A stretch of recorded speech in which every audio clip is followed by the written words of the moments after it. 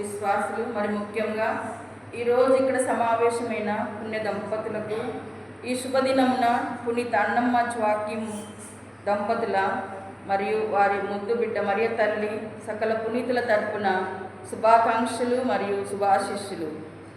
ఈ దినం మనము పునీత అన్నమ్మ జ్వాకీముల తరపున పేరున పుణ్య దంపతుల పండుగను కొనియాడుచున్నాము.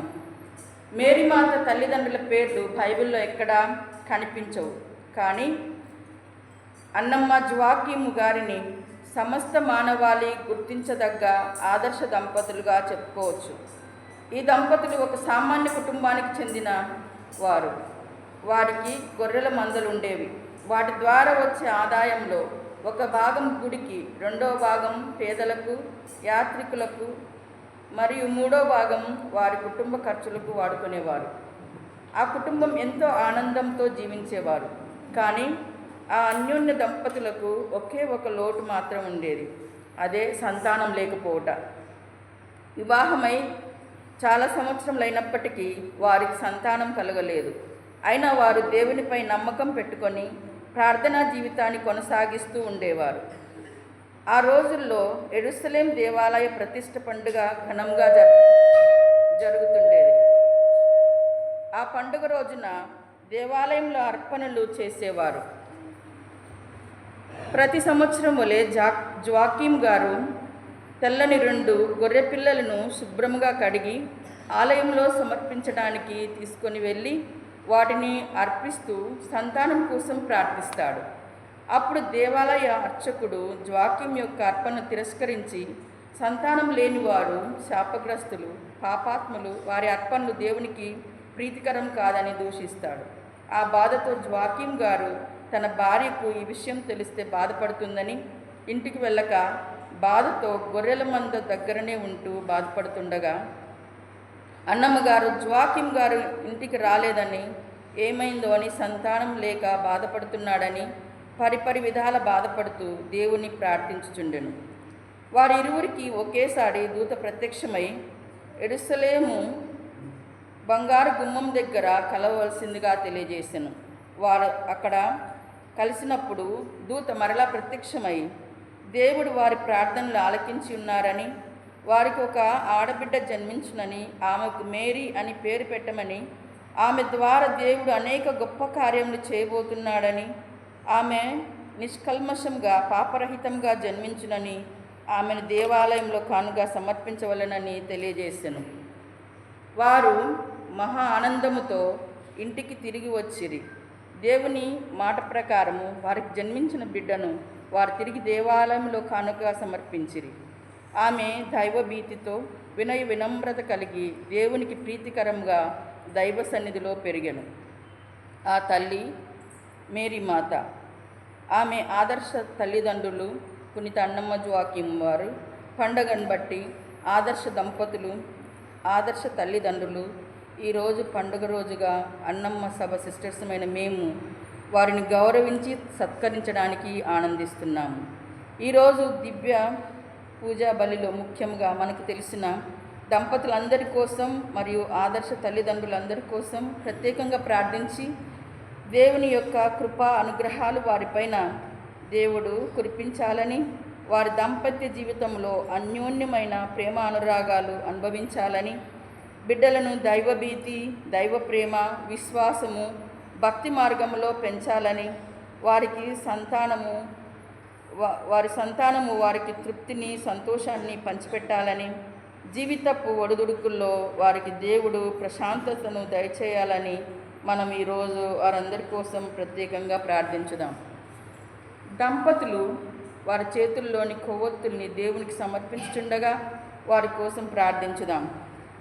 ఆదర్శ దంపతులు, మీరు కూడా మీ యొక్క హృదయ ఆశయాలు నెరవేరాలని, మీ కుటుంబంలో ప్రేమ, శాంతి, సహనం, దేవుని కృప ఉండాలని ప్రార్థించండి. జీవితమంతా మీరు ఐక్యమత్యముగా ఆదర్శ దంపతులుగా, ఆదర్శ తల్లిదండ్రులుగా సంతోషించాలని మేము మనస్ఫూర్తిగా కోరుచున్నాము. మరి ముఖ్యముగా మీరు ఒకరి పట్ల ఒకరు క్షమాగుణం కలిగి ప్రార్థించండి. సంతానం కోసం బాధపడుతున్న దంపతులను గుర్తుంచుకొని పునీత అన్నమ్మ జ్వాకీం వారి ద్వారా వారికి దేవుడు సంతాన ప్రాప్తిని దయచేయాలని ప్రార్థించుదాం. ఇప్పుడు ఇక్కడ సమావేశమైన దంపతులు వారి పిల్లలను సన్మార్గంలో నడుపుచు దేవునికి ప్రియముగా జీవించాలని, శాంతి సమాధాన సౌభాగ్యాలతో వర్ధిల్లాలని ముఖ్యంగా ఈ దివ్య బలి పూజలో ప్రార్థించుదాం. పితా, పుత్ర, పవిత్రాత్మ నామమున మన ప్రభువైన యేసుక్రీస్తు కృప, సర్వేశ్వరుని ప్రేమ, పవిత్రాత్మ సహవాసం మీ అందరితోనూ ఉండునుగాక. ప్రభు క్రీస్తునాథునిచి మిక్కిలిగా ప్రేమించబడి సహోదరి సహోదరులారా, ఈ రోజున తల్లిదండ్రి సంతో మనందరము కలిసి 16వ సామాన్య ఆదివారములోనికి ప్రవేశిస్తూ ఉన్నాం. దేవునికి నీవిచ్చిన ఆతిథ్యము, దేవునికి నీవిచ్చిన ఏది కూడా వృధాగా పోదని వాక్యాలు తెలియజేస్తూ ఉన్నాయి. ఈనాటి మొదటి పట్టణంలో ఆదికాండం 18వ అధ్యాయములు అబ్రహాము ఏ విధముగా సింధూరము చెట్టు క్రింద కూర్చుని ఉన్నప్పుడు తన ఇంటి ముందు నుండి వెళుతున్న 3 వ్యక్తులను చూచి వారికి ఆతిథ్యం ఇచ్చిన విధానాన్ని మనము ధ్యానించబోతూ ఉన్నాం. 2వ పట్టణంలో పౌలు గారు కొలస్సీలకు వ్రాసిన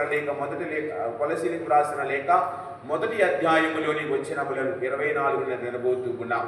తన పరిచర్యలో తన యొక్క చేయి పనులలో భగవంతుని దీవెన, తాను ఏ విధముగా దీవించబడ్డాడో ఆయన వివరిస్తూ ఉన్నాడు. సువార్త పట్టణంలో మార్తమ్మ, మరియమ్మల ఆతిథ్యాన్ని మనము వినబోతూ ఉన్నాం. వీరిరువురు కూడా యేసు ప్రభువుని తమ గృహములోనికి, తమ జీవితములోనికి, తమ కుటుంబములోనికి ఆహ్వానించిన విధం, వారు పొందినటువంటి మేలులను గూర్చి మనం వినబోతూ ఉన్నాం. మరి ఈ దివ్యబలిలో పాల్గొనే సమయంలో మరి నీవు ఇచ్చిన ప్రతిదీ కూడా వృధాగా పోదని వాక్యాలు తెలియజేస్తూ ఉన్నాయి. అది భగవంతునికి కానీ, పొరుగువానికి కానీ, ఎవరికి నీవు చేసినా అది నాకు చేసినట్లన్న ప్రభు మాటను బట్టి మరి మనందరం ఈ దివ్యబలిలో పాల్గొంటూ ఉండగా ఆతిథ్యమిచ్చే మనస్సు, ఇతరులను ఆదుకునే మనస్సు, మనకున్న దాని ఇతరులతో పంచుకునే మనస్సు దయచేయాలని ప్రభువుని అడుగుదాం. ఈ దివ్యబలిలో పాల్గొనే సమయంలో చేసిన తప్పులకు ప్రాయశ్చిత్తపడుతూ ప్రభువు నుండి క్షమాపణ పొందుతూ యోగ్య విధముగా పాల్గొందాము. సర్వశక్తి గల సర్వేశ్వరుని చెంతను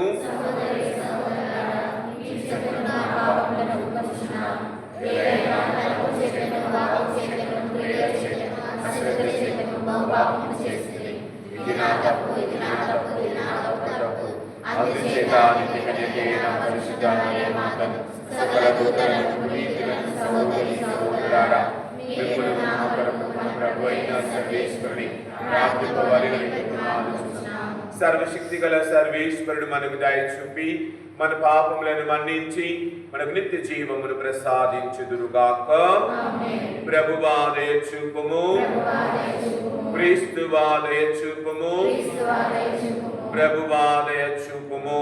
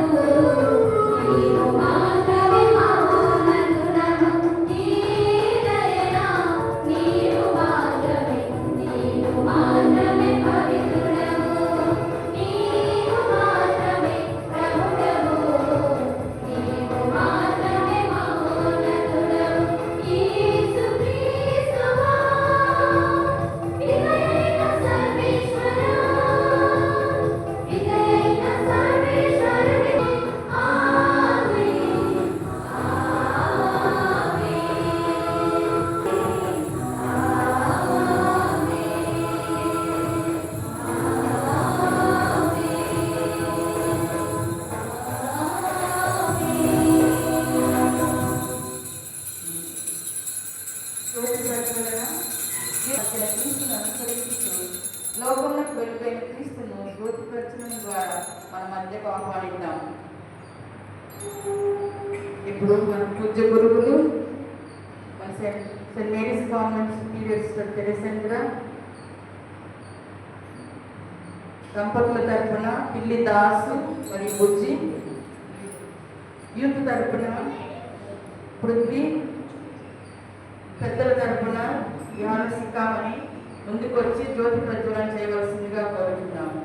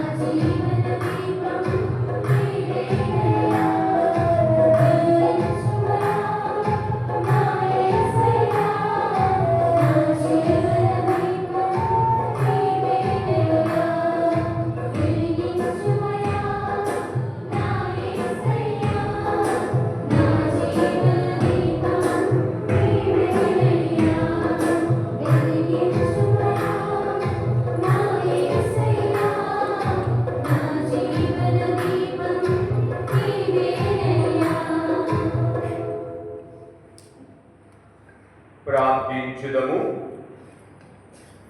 ఓ ప్రభువా, మీ దాసులను కనికరించి వారి యందు నీ కృపావర ప్రసాదములను అధికము చేయము. ఆ రీతిగా వారు దైవ ప్రసాదితమైన విశ్వాసము, నమ్మిక, ప్రేమలో బలపడి నీ కట్టలను ఆచరించడంలో అప్రమత్తముగా ఉండురుగాక. మీతోనూ పవిత్రాత్మతోనూ కలిసి యుగములు జీవించుచు పాలించు మా ప్రభువును మీ కుమారుడునైన యేసుక్రీస్తు ద్వారా ఈ మనవి చేయుచున్నాము. ప్రభు, ఈ సేవకుని దాటిపోవద్దు. మొదటి పట్టణము ఆదికాండము 18వ అధ్యాయము 1వ వచనం నుండి 10వ వచనం వరకు. ఆదికాండము 18వ అధ్యాయము 1వ వచనం నుండి 10వ వచనం వరకు. మమ్రే యొక్క ఉన్న సింధూర వృక్షము వనము దేవుడు అబ్రహాముకు కనబడింది. ఎండ కాగినప్పుడు అబ్రహాము తన గుడారము వాకిట కూర్చుండెను. అతడు తల ఎత్తి చూడగా దాపును ముగ్గురు మనుషులు నిలబడి ఉండిరి. వెంటనే అబ్రహాము గుడారము వాకిట నుండి పరిగెత్తిపోయి వారి ఎదుట సాగిలపడింది. అతడు వారితో, ఈ దాసుడు మీ కృపకు పాత్రులైనచో మా ఇంటిని దర్శింపుడు. ఈ సేవకుని దాటిపోవద్దు. నీరు తెచ్చేతను, కాలు చేతులు కడుక్కొనుడు, చెట్ల క్రింద అలసట తీర్చుకొనుడు, ఆహారం తెచ్చేదను, ఇంత తిని ప్రాణంలో కుదురు పడినట్టు చేసుకొనుడు. తరువాత మీ దారిని మీరు పోవచ్చును. మీ ప్రయాణంలో ఈ మీ సేవకుని వద్దకు రానే వచ్చింది కదా అని. అందులకు వారు, నీవు చెప్పినట్లే చేయము అనిరి. అబ్రహాము గబగబా గుడారంలోనున్న సారా వద్దకు వెళ్ళి, ఆమెతో, నీవు తొందరగా 3 మానికల పిండిని తీసుకొని పిసికి రొట్టెలు చేయి అని చెప్పాను. తరువాత అబ్రహాము అలమందకు పరిగెత్తి ఒక మంచి లేగను చూచి తెచ్చి పనివానికి ఇచ్చాడు. వాడు దానిని వండి భోజనం సిద్ధించుచుండగా వారికి సేవలు చేయుటకును తాను అక్కడనే చెట్టు కింద నిలుచుచుండెను. నీ భార్య సారా ఎక్కడ అని అతిథులు అతనిని అడిగిరి. ఆమె ఇక్కడనే గుడారంలో ఉన్నది అని అతడు చెప్పాడు. అంతటా వారిలో ఒకరు, నేను రాబో ఏడు కూడా సరిగా ఈ సమయానికి తిరిగి వద్దును. ఆనాటికి నీ భార్య సారాకు ఒక కొడుకు పుట్టును అని చెప్పాను. అతనికి వెనుక ప్రక్కన ఉన్న గుడారంలో తలుపు చాటును నిలిచి ఉన్న సారా ఈ మాటలు వినెను. ఇది ప్రభువు వాక్కు.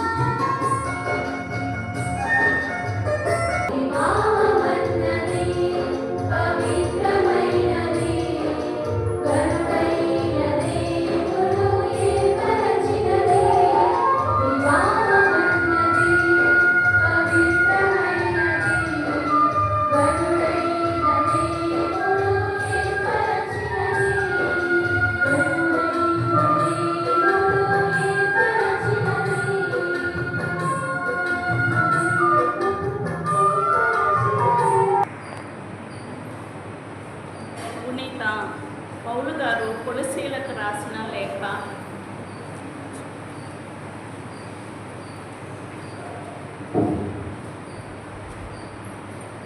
గతమున అన్ని యుగములలోనూ మానవాళి నుండి రహస్యంగా ఉంచిన సందేశమును ఇప్పుడు తన పవిత్రులకు తెలియజేసింది. రెండవ పఠనము. పునీత పౌలు గారు కొలసీలకు రాసిన లేఖ 1వ అధ్యాయము 24వ వచనం నుండి 28వ వచనం వరకు. పునీత పౌలు గారు కొలసీలకు రాసిన లేఖ 1వ అధ్యాయము 24 నుంచి 28వ వచనములు. సహోదరులారా, మీ కొరకు నేను పొందిన శ్రమలకు ఇప్పుడు నాకు ఆనందంగా ఉన్నది. క్రీస్తు తన శరీరమైన స్త్రీ సభ కొరకు పడిన బాధలలో కొదవగా ఉన్న వానిని నా శ్రమల ద్వారా పూర్తి చేయుచున్నాను. నేను దేవునిచే స్త్రీ సభకు సేవకుడుగాను చేయబడి తిని మీకు మేలు చేయుట కొరకు ఆయన నాకు ఈ కార్యమును అప్పగించెను. ఆయన సందేశమును పూర్తిగా ప్రకటించుకు సంబంధించిన కార్యం ఇది. ఈ సందేశమును ఆయన గతమున అన్ని యుగములలోనూ మానవాళి నుండి రహస్యంగా ఉంచెను. అయితే ఇప్పుడు దానిని తన పవిత్రులకు తెలియజేశాడు. ఏలైనా అన్యజనులలో తన వద్దను గల రహస్యము యొక్క మహమైశ్వర్యమును ఇట్టిదని తన ప్రజలందరకు తెలియచేయుట దేవుని ప్రణాళిక. ఆ రహస్యము ఏమనగా, క్రీస్తు మీలో ఉన్నారు అనగా మీరు దేవుని మహిమలో పాలు పంచుకొనగలరు. ఇట్లు మేము ప్రజలందరికీ క్రీస్తుని గురించి బోధించెదము. ప్రతి వ్యక్తిని క్రీస్తునందు పరిణతి పొందిన వారినిగా దేవుని సమక్షంలోనికి తెచ్చుట కొరకు మేము సాధ్యమైన వివేచనతో ప్రతి వ్యక్తిని హెచ్చరించి బోధించెదము. ఇది ప్రభుని వాక్కు.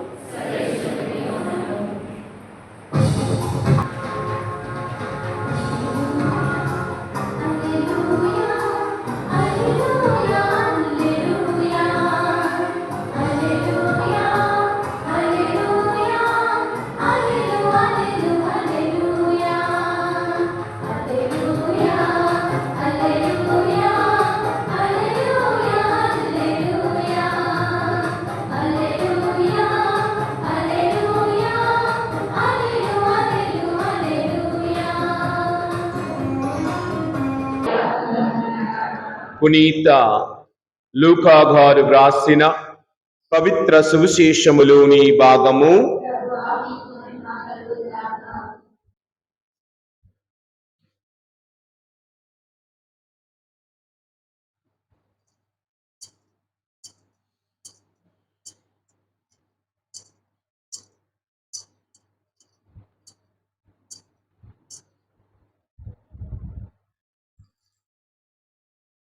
10వ అధ్యాయము 38 నుండి 42 వచనములు.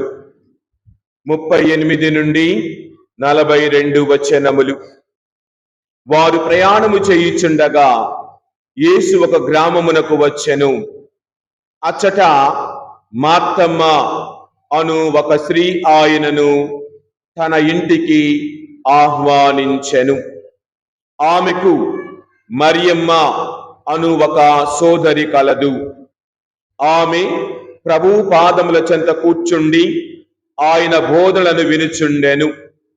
మార్తమ్మ పెక్కు పనులతో సతమతమగుచు ఆయన యొద్దకు వచ్చి, ప్రభు, నా సహోదరి పనులన్నీయు నాపై వదలి మీ చెంత కూర్చొని ఉండుట మీరు గమనించుటలేదా? నాకు సహాయము చేయుటకు ఆమెను పంపుడు అనెను. అందుకు యేసు, మార్తమ్మ, మార్తమ్మ, నీవు ఎన్నో పనులను గూర్చి విచారించుచు ఆతురత పడుచున్నావు, కానీ అవసరమైనది ఒక్కటి. మరియమ్మ ఉత్తమమైన దానిని ఎన్నుకొన్నది, అది ఆమె వద్ద నుండి తీసివేయబడదు అని సమాధానమిచ్చెను. ఇది క్రీస్తు సువార్త. సుశేష వాక్యముల ద్వారా మన పాపములన్నీ క్షమించబడునుగాక. ప్రభు క్రీస్తు నాదునిచే మిక్కిలిగా ప్రేమించబడి సహోదరి సహోదరులారా, ఈ రోజున మనందరము కూడా దేవుని వాక్యమును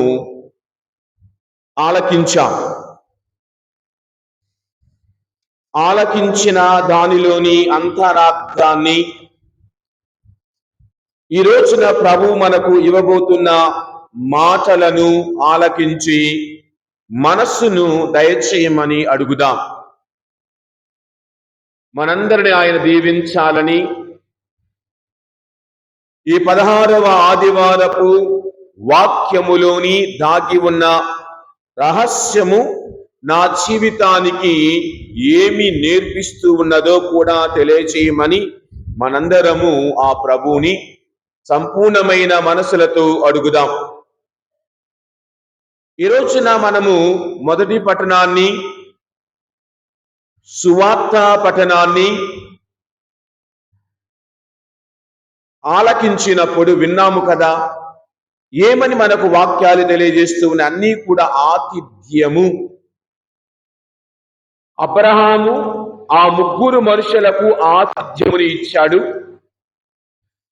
అనగా సువార్త పఠనములో మార్తమ్మ మరియమ్మలు ఇరువురు యేసు ప్రభువునకు ఆతిథ్యముని ఇచ్చారు. అనగా వారు దేవునికి తమ జీవితములో, తమ కుటుంబములో స్థానమును ఇచ్చినట్లుగా మనము నేర్చుకుంటూ ఉన్నాం. దేవునికి తమ జీవితములో, తమకున్న దానిలో దేవునికి పంచి ఇచ్చిన విధానాన్ని మనము నేర్చుకుంటూ ఉన్నాం. ఉదాహరణకు, మనల్ని ఎవరైనా వారి గృహానికి ఆహ్వానించినప్పుడు కదా, ఒకప్పుడు చెప్పేవాళ్ళు అతిథి దేవో భవ అని. అతిథి దేవునితో సమానం. ఈ రోజుల్లో ఇంట్లోకి రాగానే ఎప్పుడు వెళ్తారని అడిగే రోజుల్లో మనం ఉన్నాం. ఒకప్పుడు ఉండయ్యా అని అనేవాళ్ళం, ఇంకా 2 రోజులుండు, ఇంకా 2 రోజులుండు అంటే లేదు లేదు అని వెళ్ళేవాళ్ళు, పనులు ఉంటాయి కదా. ఈ రోజుల్లో ఎప్పుడు వెళ్తావు, రాగానే ఎన్ని రోజులు ఉంటారని అడుగుతాం ఇండైరెక్ట్గా. అంటే తొందరగా ఇల్లు, మా దగ్గర స్థలం లేదన్న జీవితాల్లో పడి ఉన్నాం. ఒకసారి ఒక కుమారుడు తండ్రి దగ్గరికి వచ్చి, నాన్న మన ఇంటి ముందు చాలా కాకులు అరుస్తున్నాయి అన్నాడంట. నేను ఎంత తోళ్ళై పోవటం లేదు అంటే వాళ్ళ నాన్న అన్నాడంట, పర్వాలేదులే, మన ఇంటికి ఎవరో బంధువులు వస్తున్నారు, మంచిదే కదా. మరి ఆ బంధువులు పోవాలంటే ఏం చేయాలి నాన్న అని అడిగాడంట వాడు. వెంటనే, ఏం లేదురా, నేను మీ అమ్మ తిట్టుకుంటూ ఉంటాం, వాళ్లే వెంటనే వెళ్ళిపోతారు ఇంట్లోకి రాకుండానే. ఈ రోజులు అలాగ నటించే వాళ్ళు మన మధ్య లేరా?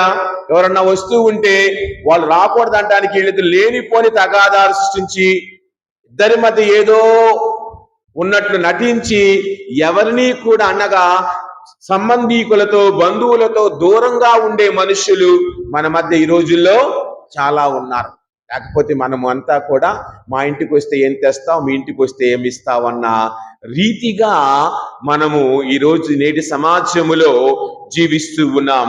ప్రియా సహోదరి సహోదరులారా, గమనించినట్లయితే ఆ మొదటి పట్టణంలో కొద్దిగా మనము ధ్యానించుకుంటే, మొదటి పట్టణములో సింధూరపు వృక్షము దగ్గర మధ్యాహ్న సమయములో చక్కగా అబ్రహాము కూర్చొని లేక మా చెట్టు నీడలో వండుకొని ఉండగా ఏమి జరుగుతూ ఉన్నది? 2వ వచనములో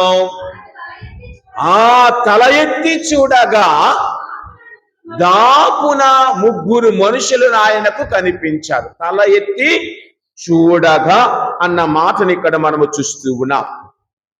గమనించండి, తల ఎత్తి చూడగానే ఈ పదం చాలా గొప్ప పదం. మనం తల ఎత్తి చూస్తే మనకి ఎవరు కనబడతారు? గుడిలో ఎవరు కనబడుతున్నారు? ఇంటి వద్ద ఎవరు కనబడతారు? బైబిల్ గ్రంథంలో గమనిస్తే ప్రభువు తల ఎత్తి చూడగా జక్కయ్యను చూశాడు. ప్రభువు తల ఎత్తి చూడగా వ్యభిచారంలో పట్టుబడిన స్త్రీని రక్షించిన విధానాన్ని చూశాడు.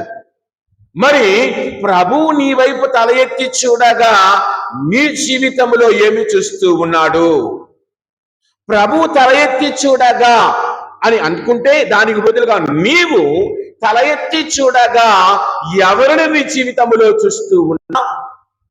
నీ జీవితంలో తల ఎత్తుకొని బ్రతుకుతూ ఉన్నావా? అది అంటారు కదా పెద్దలు, బ్రతికితే తల ఎత్తుకొని బ్రతకాలరా అంటారు, దించుకొని కాదు. తల ఎత్తుకొని బ్రతకటము అంటే నీతిగా బ్రతకటం. తల ఎత్తుకొని జీవించటము అంటే దేవుని సాన్నిధ్యములో జీవించటం. తల ఎత్తుకొని జీవించటము అంటే క్రీస్తు వలె జీవించటం ఆయన మనకు నేర్పుతూ ఉన్నారు. అబ్రహాము తల ఎత్తి చూడగా దేవుని చూడగలిగాడు.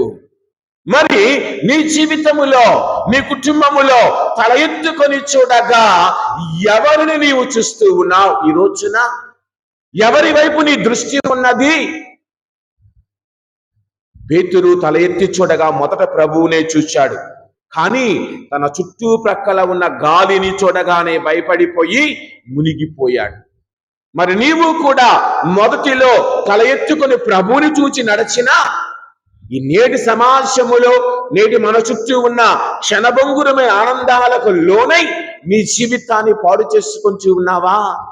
నీ జీవితాన్ని వృధా చేసుకుంటూ ఉన్నావా? నీ జీవితంలో ఉన్న చక్కని కాలాన్ని పాడు చేసుకుంటూ ఉన్నావా? మన జీవితాలలో మన చుట్టుప్రక్కల లేరా?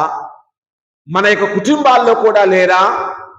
ఒక వయసు వచ్చినా కానీ ఇంకా తల్లిదండ్రుల మీదనే ఆధారపడి జీవించేవారు. ఇంకా పెళ్ళైనా కానీ అమ్మా నాన్న తెచ్చే జీతం మీద బ్రతికే ప్రబుద్ధులు, బిడ్డలు మన మధ్య లేరా నేటి సమాజంలో? ఒకసారి మనందరము ఆలోచిద్దాం.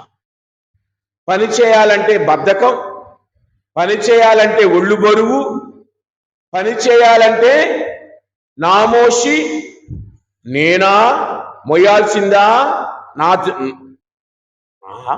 అని అలాగా నేనంతా ఆ పని నాకా, నా చదువు తగ్గ పని అని పనుల కోసం వెళ్లకుండా ఇళ్లలోనే ఏసీలు వేసుకొని చక్కగా నిద్రించే బిడ్డలు మన మధ్య లేరా? మనతో లేరా? కావున ఈ రోజున ఒక్కసారి ఆలోచిద్దాం. నీ జీవితములో ఎవరిని చూచి అనుకరిస్తూ ఉన్నావు? ఎవరి వైపు చూచి అనుకరిస్తూ ఉన్నావు? ఎవరితో కలిసి నీవు వెళుతూ ఉన్నావు?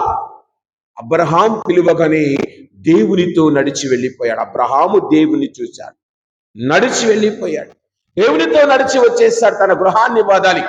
ఈ రోజుల్లో ఒక్కడే కొడుకండి, ఒక్కడే కూతురండి, ఏం పంపిస్తాం ఉద్యోగానికి అని అమ్మా నానే పాడు చేసేవాళ్ళు లేరా మన మధ్య?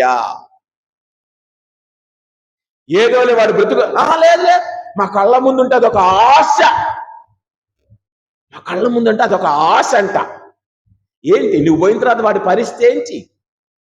నువ్వు పోయిన తర్వాత వాడి జీవిత పరిస్థితి ఏంటి? వాడిని దేనికి పనికిరాని వాడుగా తయారు చేసి ఇంట్లో కూర్చోబెడతాం. చివరికి భార్య పోషణ మీద బ్రతికే ప్రబుద్ధులు కూడా ఉన్నారు. కావున ఈ రోజున నీవు నేను నేర్చుకోవలసిన విషయాలు చాలా ఉన్నాయి. ఆతిథ్యము, నీవు ఇచ్చు ప్రతి ఆతిథ్యము దేవుని చేత దీవించబడతావు. ఈ రోజున చక్కగా మన సిస్టర్లు జ్వాకీమన్నమ్మల పండుగను మన విచారణలు ఈ రోజున చేస్తూ ఉన్నారు, దంపతుల మహోత్సవం. కానీ మనం ప్రతి సంవత్సరం లాస్ట్ 2 సంవత్సరాలు 3 సంవత్సరాలు చేసుకున్నాం. కానీ కొన్ని కారణాల వలన ఈ సంవత్సరాన్ని కొద్దిగా తీసివేయాల, ప్రక్కన ఉంచామంతే. ఈ రోజున కొద్ది సమయం సువార్తలోనికి వెళదాం. సువార్తలో గమనించినప్పుడు 3 మనుషులను చూస్తూ ఉన్నాం. ఎవరెవరో చెప్పగలరా? నా అలవాటు ఏంటంటే నేను చెప్పుకొని పోతా ఉంటాను. మీ దగ్గర నుంచి క్వశ్చన్లు వేయట్లా. పోయిన వారము అంతకు ముందు వారము వేరే పాత్రలు ఇస్తూ అందరు ప్రశ్నలు వేస్తున్నారు. నేనేమో మామూలుగా చెప్పుకుంటూ వెళుతున్నాం వాక్యాన్ని. నేను కూడా నేర్చుకోవాలి. అయితే కొత్త పందాన్ని తయారు చేసుకోవాలి. ఎంతమంది ఉన్నారా ఈనాడు సువార్తలో? 3. ఎవరెవరు? మార్తమ్మ, మరియమ్మ. మార్తమ్మ, మరియమ్మ, యేసుప్రభు 3 వ్యక్తులను ఈ రోజున మనము చూస్తూ ఉన్నాం. ప్రియా సహోదరి సహోదరులారా, మొదటి అనగా 38వ వచనములో యేసు ఒక గ్రామమునకు వెళ్ళుచుండగా అక్కడ మార్తమ్మ అనడు ఒక స్త్రీ ఆయనను తన ఇంటికి ఆహ్వానించి. గమనించండి, బైబిల్ గ్రంథం అంతా, ముఖ్యంగా సువార్తల్లో మీరు ఎక్కడ చదివినా ప్రభువు ఆహ్వానించకుండా ఏ గృహానికి వెళ్ళలేదు. మరొకసారి రూఢిగా చెప్తూ ఉన్నా. గమనించండి, ఈ రోజున మనము గమనించినప్పుడు ఇక్కడ వీరిని చూస్తూ ఉన్నాం. ప్రియ సహోదరి సహోదరులారా, ఇక్కడ 3 వ్యక్తులు, ఒకటి మార్తమ్మ, ఒక స్త్రీ, తరువాత మరియమ్మ, తరువాత యేసు ప్రభు. మార్తమ్మ మరియమ్మలు ఇరువురు కలిసి ప్రభువుని తమ గృహములోనికి ఆహ్వానించారు. మార్తమ్మ మరియమ్మలు ఇరువురు కూడా గమనించినట్లయితే ప్రియ సహోదరి సహోదరులారా ఆహ్వానించారు. బాగుంది, ఇక్కడ ఉంచుదాం, తర్వాత వద్దాం. ఎవరైనా మనల్ని అడిగితే ఏమయ్యా కొంచెం బిజీ అంటాం, BUSY. బిజీ అంటే అర్థం తెలుసా? క్షణం తీరిక లేదు, దమిడి ఆదా లేదు వాడికి. బిజీ అంటే అర్థం ఏంటో తెలుసా? బీయింగ్ అండర్ సైతాన్ యోక్. సైతాను యొక్క కాడి కింద బ్రతికేవాడు బిజీగా ఉంటాడు. తీరిక లేదు ఫాదర్. ఇంకో మాట, ఖాళీ లేదు ఫాదర్. నీకు 24 గంటలే, అంబానీకి 24 గంటలే, పోపు గారికి 24 గంటలే, నాకు 24 గంటలే. వాళ్ళందరికీ సరిపోయిన 24 గంటలు నీకెందుకు సరిపోట్లా? Busy father. అదే అందర్ సైతాను. సైతాను యొక్క కాడి కింద బ్రతికేవాడే బిజీ. బి అంటే బీయింగ్, ఈ అంటే యు అంటే అండర్, ఎస్ అంటే సైతాను, వై అంటే యోక్ అంటే కాడి. సైతాను యొక్క కాడి కింద బ్రతికేవాడే బిజీగా ఉంటాడు. అంటే ఏ పని చేయకుండా అలా కూర్చోవాలి. అన్నీ నా దగ్గరికే రావాలి. చిటికేయగానే అన్నం, చిటికేయగానే మంచినీళ్ళు, చిటికేయగానే కాఫీ, చిటికేయగానే టీ. ఒళ్ళు బద్ధకంతో బ్రతికేవాడు, బిజీగా బ్రతికే. ఆదివారం గుడికి రా అంటే బిజీ ఫాదర్, బిజీ. ఆదివారం కూడా బిజీగా ఉండేవాళ్ళు ప్రపంచంలో మన విచారంలోనే చూస్తాం. ప్రాబ్లం ఏంటంటే పాపం వచ్చిన వాళ్ళకి తిట్లన్నీ వస్తున్నాయి, రానోళ్ళు చక్కగా ఇళ్ళ దగ్గర హాయిగా టీవీ చూస్తా ఉన్నారు. వచ్చిన వాడికి అన్ని కదా. ఈ రోజున మనం ఒక్కసారి మార్తమ్మ మరియమ్మలు ఎంత బిజీగా ఉన్న ఏం చేశారట? ప్రభువుని తమ గృహములోనికి ఆహ్వానించారు. బిజీ అని ఎలాగంటారు ఫాదర్ మీరు? చక్కగా పిలిచారు కదా. మార్తమ్మ బిజీగానే అనేక పనులతో సతమతం అవుతూ ఉందంట. మనం కూడా అదే చెబుతాం, ఏమయ్యా గుడికి రాలేదు, ఏమయ్యా ఎక్కడికి రాలేదు, ఏమయ్యా ఎక్కడికి రాలేదంటే ఇంట్లో ఇన్ని పనుల బాధ, అన్ని నేను ఒక్కదాన్నే చేయాలి. ఎవడు చేసేది ఏముండదు అక్కడ. ఓ పని మనిషి ఉండొచ్చు, ఒకళ్ళు ఉంటారు, మళ్ళీ అన్నీ నేనే చేయాలంట. ఆయన సగం చేస్తాడు పనులన్నీ. మళ్ళీ ఎవడనేది అన్నీ నేనే చేయాలి, అన్నీ నా నెత్తి మీదే ఉన్నాయి, అన్నీ నా భుజాల మీదే ఉన్నాయి. అమ్మో, మనకు మించిన యాక్టర్లు ఎవరో లేరు. ఈరోజున వాక్యము తెలియజేస్తూ ఉంది మనకు ఏమిటి? ప్రభువుని ఆహ్వానించిన వారు ఎలాగ ఉండాలి? ప్రభువుని ఆహ్వానించిన వారి కుటుంబాలు కొన్ని చూద్దాం. ఈ రోజున ప్రభువుని ఆహ్వానించిన కుటుంబాలు చాలా ఉన్నాయి. ఒకటి చూద్దాం. ఏమని గమనించినట్లయితే, ప్రభువుని వారి కుటుంబములోనికి ఆహ్వానించిన వారు మొదటి పట్టణంలో చదివాము కదా. అబ్రహాము ఎవరిని ఆహ్వానించాడు? 3 మనుషులను తన ఇంటిలోనికి ఆహ్వానించాడు. తరువాత గమనిస్తే ఆదికాండములోని 24వ అధ్యాయంలోని ఒకసారి వెళదాం. దానికి ముందుగా 19వ అధ్యాయంలోనికి వెళదాం. 19వ అధ్యాయములో 2-3 వచనములలో అమ్మా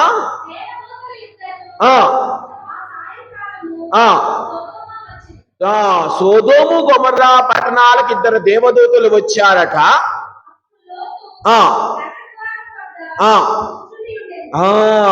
అప్పుడు లోతు నగర ద్వారము వద్ద కూర్చొని ఉన్నాడట.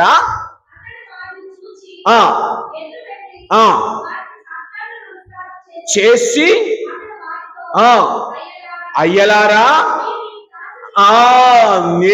మీరు ఈ దాసుని ఎంట రాబలియునని నా ఇంటిలో ఈ రాత్రికి మీరు వసతిగా ఉండండి అని తన కుటుంబానికి వారిని ఆహ్వానించి ఆతిథ్యాన్ని ఇచ్చిన లోతుని గురించి ఇక్కడ మనము చూస్తూ ఉన్నాం.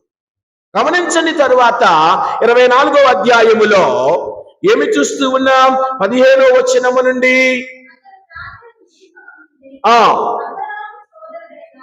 లాబాను యొక్క కుమార్తె రెబేకా అక్కడకు కడవతో నీళ్లు తీసుకుంటకు వచ్చెను. ఆమె ఏమి చేసింది? అమ్మా ఎలియాసరు, అబ్రహాము సేవకుడైన ఎలియాసరు రెబేకాను మంచి నీళ్లు అడిగారు. ఈ రోజుల్లో దారిని పోతే అమ్మ కొంచెం మంచినీళ్ళు అంటే అక్కడ షాప్ వద్దగా కొనుక్కొని తాగనే రోజుల్లో మనం ఉన్నాం. పోయిన వారం ఎక్కడో చెప్పాను, ఒక అబ్బాయి ఆంటీ వాళ్ళ ఇంటికి వచ్చి, ఆంటీ మా మమ్మీ కొంచెం కారం తెమ్మంది అని అడిగాడంట. ఏ కారం రా అడిగింది. ప్యాకెట్ కారమా, కారం మరి రోట్లో కొట్టిన కారమా అని. ప్యాకెట్ కారమే ఆంటీ అన్నాడంట. అయితే షాపుకి వెళ్ళి తెచ్చుకోరా, ప్యాకెట్ కారం షాపులు అమ్ముతారు అందంట ఆంటీ. అలాగనే మన జీవితాలు ఉన్నాయి. అలాగనే ఒకప్పుడు అడిగిచ్చేవాళ్ళం, ఏమైనా ఉందా లేదా అమ్మా చూసుకో, ఊరెళ్ళి వచ్చారు కదా సహాయపడే వాళ్ళు, ఈ పూట మా ఇంట్లో తయారు చేసి అన్నం పంపిస్తా. ఈరోజు పైనుంచి మీ పైన ఎవరు చచ్చిపోయినా, కింద ఎవరు చచ్చిపోయినా, పక్కన ఇంట్లో ఎవరు చచ్చిపోయినా సంబంధం లేదు. నా కడుపు చల్ల కదలకుండా ఉంటే చాలు. గమనిద్దాం ప్రియ సహోదరి సహోదరులారా, ఇక్కడ రెబేకా ఏమి చేస్తుంది? తర్వాత వచనాలలో అయ్యా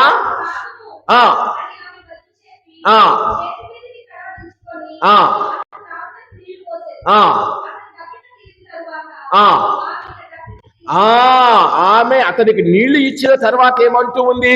నీ ఒంటెలకు కూడా నేను నీరును పుష్కలముగా ఇచ్చేదను అని సహాయపడింది ఆ బాటసారికి ఆ అమ్మాయి. అది 3వ వ్యక్తిని చూస్తూ ఉన్నాం. గమనించండి. అలాగనే 2వ రాజుల గ్రంథములో 4వ అధ్యాయం 8వ వచనాన్ని ఒకసారి చూద్దాం. 8వ వచనం ఒకసారి చూద్దాం. 2వ రాజుల గ్రంథం 4వ అధ్యాయం 8వ వచనం. ఒకనాడు ఎలీషా షునేము నగరమునకు వెళ్ళుచుండెను. అతడు అచ్చట వసించు ఒక స్త్రీ అతనిని బోధకుడిగా గుర్తించి భోజనమునకు రమ్మని బలవంతముగా పెట్టెను. అప్పటి నుండి ఆయన ఆ ప్రాంతము మీదుగా వెళ్ళు ప్రతి సమయములో కూడా ఆ స్త్రీ ఇంటికి వెళ్ళి ఆమె ఇంటిలో భోజనమును చేసేవాడు. తర్వాత ఏం చేసింది ఆవిడ? ఆయనకు ఒక గృహాన్ని కూడా పైన గదిలో ఒక గదిని నిర్మించి మంచం వేసి ఆ ఉండటానికి ఒక స్థలాన్ని కూడా తయారు చేసింది. ఇక్కడికి బాగానే ఉంది. ఈ షనేము వనిత ఎలీషాకు ఆతిథ్యాన్ని ఇవ్వటాన్ని ఇక్కడ నేను చూస్తున్నా. అలాగనే గమనించుకుంటూ కిందకు వెళితే నూతన నిబంధనలోనికి వద్దాం. లూకాసు వార్తలు 10వ అధ్యాయం 38వ వచనం ఈ రోజున వాక్యమే అది. తర్వాత లూకాసు వార్త 19వ అధ్యాయం 5వ వచనములో అచ్చటికి వచ్చినప్పుడు పైకి చూచి అతనితో దిగిరమ్ము, నేను నీ ఇంట ఉండా. అదండి, ప్రభు నీ ఇంటిలో ఉండాలనుకుంటున్నాడని ఆయనే స్వయముగా. ఎందుకు? అప్పటికే ఆయన అనుకుంటూ ఉన్నాడు, ఆయన నేను చూడాలి చూడాలి చూడాలని.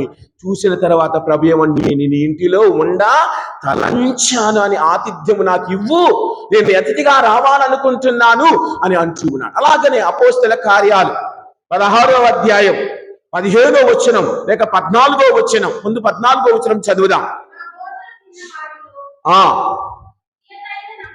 థియైతా నగరం నుండి వచ్చిన లిదియాను ఒక స్త్రీ కలదు. ఆమె ధూమవర్ణము వస్త్రములను తయారు చేయొచ్చు, అమ్ముకొనుచు వ్యాపారము చేయుచుండెను. ఆమె దైవ భక్తురాలు.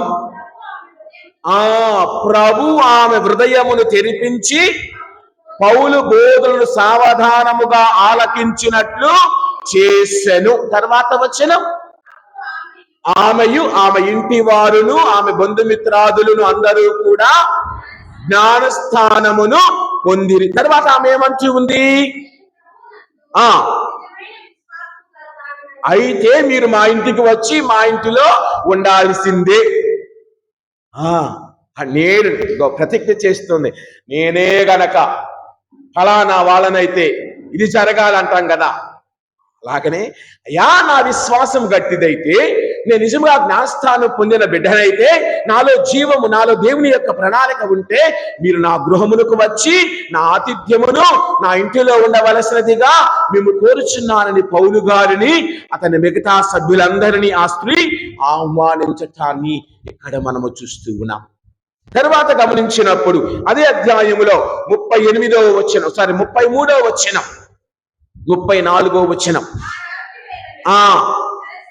చెరసాల అధికారి వారిని తీసుకొని కడిగి తన ఇంటిలోనికి తీసుకుని వెళ్ళాడు. చెరసాల అధికారి పౌలును శిలాసులను వారి ఆ యొక్క చెరసాల నుండి తన గృహములోనికి తీసుకుని వెళ్ళి ఆతిథ్యాన్ని ఇచ్చిన విధముగా మనము చూస్తూ ఉన్నాం. ప్రియా సహోదరి సహోదరుల, కావున ఇవన్నీ మనము గమనించినప్పుడు ఆతిథ్యము ఇచ్చుట వలన నీకు పోయేది ఏమీ లేదు. ఈ రోజున సువార్త పట్టణములో ఆ యొక్క మార్తమ్మ మరియమ్మలు ప్రభువుని ఆహ్వానించిన విధముగా నేటి సమాజములో ముందు గురువులను నీవు ఆహ్వానిస్తూ ఉన్నావా? ఎవరైనా ఫాదర్ గారు రావాలంటే, ఫాదర్ మా ఇంటికి రండి అని ఆహ్వానించిన వాళ్ళు ఎంతమంది ఉన్నారు ఇది సమాజంలో? రోజులు మారే. ఒకప్పుడు ఫాదర్లు హౌస్ విజిటింగ్ చేసేవాళ్ళు, అప్పుడు ఫ్రీగా ఉండేవాళ్ళు, వచ్చేవాళ్ళం. ఇప్పుడు ఫాదర్ గారు వస్తున్నా, అమ్మ నేను రావాలని, మా ఆయన ఉండట్లేదండి, మాకు ఆ టైం వరకు బిజీ అండి, మా ఆయన ఊరు వెళ్తున్నాడండి, అమ్మ నేను హౌస్ విజిటింగ్ చేయాలనుకుంటున్నాను, అందుకే నేను మానేశాను. మొదట్లో రావాలని చెప్పాను కదా, 4-5 వేలకు ట్రై చేశా రావాలనుకుంటున్నానని. మేము ఊరు వెళ్ళి ఒక వారం తర్వాత వస్తామండి, మేము ఊరు వెళ్తున్నామండి, అదండి ఇదండి. ఇంకెందుకు పిలిచినప్పుడు ఎటు అక్టోబర్లో సగం మంది పిలుస్తున్నారు కదా, అప్పుడు వెళ్దాంలే నువ్వు వదిలేసా. కానీ ఈ సంవత్సరం వదలేదు, సెప్టెంబర్ అక్టోబర్ 2 నెలలు ఫిక్స్డ్ అనమాట. అందుకే ఇవన్నీ వదిలేసా. ఈ నెలలో వదిలేసి వేరే విషయాలన్నీ తర్వాత చెప్తాను, ఎందుకు ఈ నెలలో నేను అవన్నీ వదలకుండా ఉంటున్నాను. గమనించండి, గురువును ఆహ్వానించుట, సిస్టర్లను ఆహ్వానించుట, మీకు ఉపదేశం అంటే మనకి ప్రస్తుతం లేడు, వదిలేద్దాం. ఉపదేశాన్ని ఆహ్వానించుట, పెద్దలను ఆహ్వానించుట, వద్దండి మాకు అసలకే. ఫాదర్ గారు కాలు పెడితే కొంతమంది ఇంట్లో నుంచి బయటికి వెళ్ళిపోతారు. మరి ఫాదర్ గారు ఎవరితోటి మాట్లాడాలా? ఆవిడేమో వంటగదిలో కాఫీ కలుపుతా ఉండిద్ది, ఈయనేమో చక్కా వేసుకుని ఫాదర్ ఇప్పుడే వస్తాను నేను చక్కా వేసుకుని వెళ్ళిపోతాడు. ఎవరితోటి మాట్లాడాలా? గోడతోటి మాట్లాడాలా? తలుపుతోటి మాట్లాడాలా? ఎవరితోటి మాట్లాడాలా? ఏమని మాట్లాడాలా? పిల్లలా సెల్ ఫోన్ పట్టుకున్న వాడు నా ముందే కాలు మీద కాలు వేసుకొని కూర్చుంటాడు. ఫాదర్ వస్తే ఒకప్పుడు నిలబడేవాళ్ళం, తర్వాత సెల్ ఫోన్ పక్కన పెట్టేవాళ్ళం, ఇప్పుడు చెవులో నుంచి తీస్తే గౌరవించినట్టే. నన్ను ఇంట్లోకి ఎవరైనా వచ్చినప్పుడు చెవులో 2 పెడుతున్నాం కదా, అవి తీసి పక్కన పెట్టాడంటే వాడు నన్ను గుర్తించాడు, నన్ను గౌరవించాడు అని అర్థం. ఈ రోజుల్లో లెగవనవసరంలా. ఒకప్పుడు లేసేవాళ్ళం, రండి ఫాదర్ అనేవాళ్ళం. కొన్నాళ్ళ తర్వాత సెల్ ఫోన్ వచ్చిన తర్వాత సెల్ ఫోన్ పక్కన పెట్టి నిలబడేవాళ్ళం. ఇప్పుడు ఈ 2 తీస్తే చాలు, చెవులు పోవటాన్ని పెట్టుకుంటున్నాం కదా 2. మళ్ళీ ఒక 25 సంవత్సరాలకు 30 సంవత్సరాలకు డాక్టర్ గారిని అడిగి మళ్ళీ చెవుడు మిషన్ పెట్టుకోవాలి మనందరం. ఈ రోజుల్లో గమనించండి, వారు ఆహ్వానించాడు, తమ గృహములో ఉన్నారు. అదృష్టమైన 2 ఆడోళ్ళు ఉన్నారు అక్కడ. ఒక స్త్రీ ఫాదర్ యేసు ప్రభు పాదాల దగ్గర ఉంది, ఒక స్త్రీ వంటగదిలో బిజీగా ఉంది. మన ఇంట్లో ఉండేదే మేమిద్దరం మాకు ఒక్కళ్ళనే రోజుల్లో ఉన్నాం. ఒకప్పుడు మేము 10 మందిమి, తర్వాత మేమిద్దరం మాకు 3, ఇప్పుడు మేమిద్దరం మాకు 2, ఇప్పుడు మేమిద్దరం మాకు ఒక్కడే. ఇప్పుడు నేడు సమాజం ఇప్పుడు ప్రస్తుత రోజులు ఏంటో తెలుసా? మేమిద్దరం మాకొద్దు. ఇది ట్రెండ్. ఇప్పుడు మీరు నెట్లో గమనించండి, స్టాటిస్టిక్స్ ప్రకారం చూస్తే గత 2020వ సంవత్సరం తర్వాత నుండి పిల్లలు వద్దనుకునే దంపతుల సంఖ్య పెరుగుతూ ఉంది. వాడిని కనాలా, పోషించాలా, అది చెయ్యాలా, ముడ్డి కడగాలా, అది కడగాలా, బట్టలు కొనాలా, చదువు చెప్పించాలా, మాకేముంది మిగిలేది? మాకేముంది తినటానికి? స్కూల్ ఫీజు 1,50,000 సంవత్సరానికి, ఇంకో స్కూల్కి వెళ్తే 2 లక్షలు, ఇంకో స్కూల్కి వెళ్తే 10 లక్షలు సంవత్సరానికి. LKG fees 1,50,000.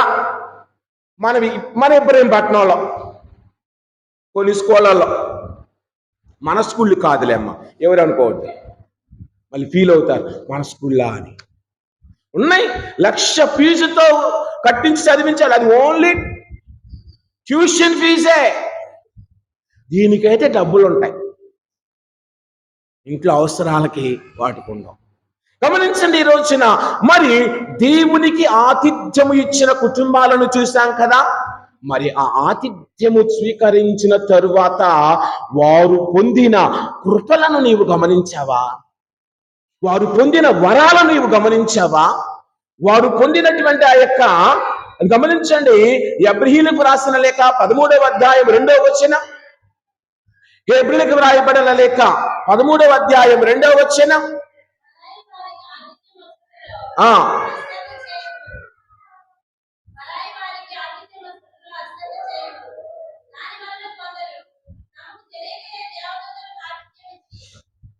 ఇప్పుడు చదువు తల్లి.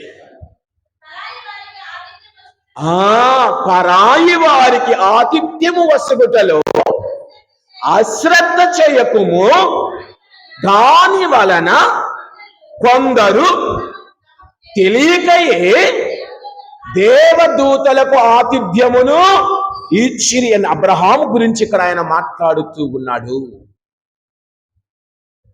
ఒకప్పుడు ఎవరైనా మధ్యాహ్నం పూట రోడ్డు మీద వెళుతూ ఉంటే పల్లెటూళ్ళలో వాడిని చూడగానే కొంతమంది అయ్యా మంచినీళ్ళు తాగిళ్ళు, మజ్జిగ తాగిళ్ళని ఇచ్చేవాళ్ళం.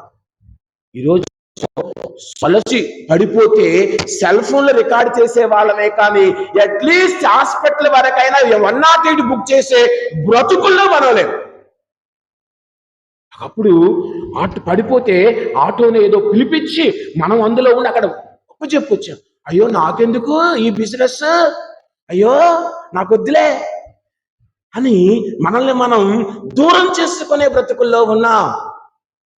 మన చిన్నతనంలో మీరు గమనించలేదా? ఈ పిల్లల కంటే తెలియదు. మీ చిన్నతనంలో మన అమ్మ తాతయ్యలు, అంటే మాకు తాతయ్యలు అనుకున్నాం, లేకపోతే వీళ్ళకి నాయనమ్మలు, వాళ్ళు ఏం చేసేవాళ్ళు? ఎవరైనా ఊళ్ళల్లో కొత్త వాళ్ళు కనబడితే పరదేశులు అనేవాళ్ళు. పరదేశులు ఇంటింటికి వచ్చి జపమాలు చెప్పి మన ఇంటిలో ఆతిథ్యాన్ని తిని ఇంకొక ఇంటికి వెళ్ళేవాడు రోజుకి. అసలు ఆ రోజులు ఇప్పుడు కనపడుతున్నాయా? పరదేశ్ అంటేనే పరాయివాడిగా మనం చూస్తూ ఉన్నాం. పరదేశ్ అంటేనే పరాయివాడిగా చూస్తూ ఉన్నాం. ఈ రోజులో సొంత అన్న వచ్చిన సాయంత్రానికి వెళ్ళే స్థితిలో ఉన్నాం. సొంత చెల్లెలు వచ్చిన కాఫీ చుక్క ఇచ్చే బ్రతుకులు కాదు మనం నేటి సమాజంలో. పెళ్లి చేశాంగా, అంత ఇచ్చాంగా, ఇంత ఇచ్చాంగా, మళ్ళీ మా ఇంటికి తగలడిందే అని అనుకునే, ఏమంటారు ఆవిడ్ని, కోడల్ని, మరదలా లేకపోతే ఆడపడుచు ఇంటికి వస్తే కోడలు ఏం చేయాలి? అది కోడలు అంటారు ఆవిడ్ని, వదిన. వదిన ఏం చేయాలా? చక్కగా ఇంటి ఆడపిల్ల వచ్చిందని ఒకప్పుడు చాలా చక్కగా, ఈ రోజుల్లో ఎప్పుడత్తా, ఏంటి మళ్ళీ వచ్చా, అప్పుడే వచ్చా, నెలకు 2 సార్లు వస్తున్నా ఏంటి అని ఎంక్వైరీలు చేసేవాళ్ళు.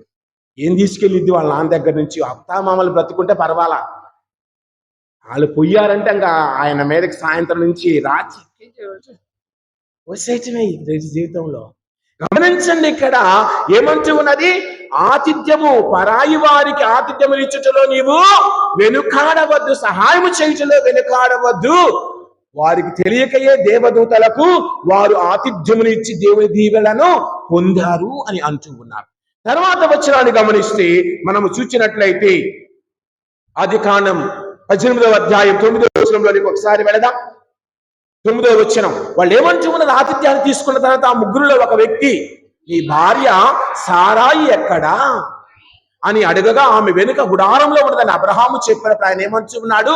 వచ్చే సంవత్సరం ఇదే సమయానికి నీ ఇంటిలో ఒక బిడ్డ ఉంటాడు అనగా ఇచ్చిన ఆతిథ్యము ఊరక పోలేదు. నీవు ఎవరికి ఏమి సహాయం చేసి, అందుకే కదా ఒక వాక్యం ఉన్నది బైబిల్లో, ఏమిటి? మత్తయి సువార్త 10వ అధ్యాయం 40వ వచనం లేక 41వ వచనం,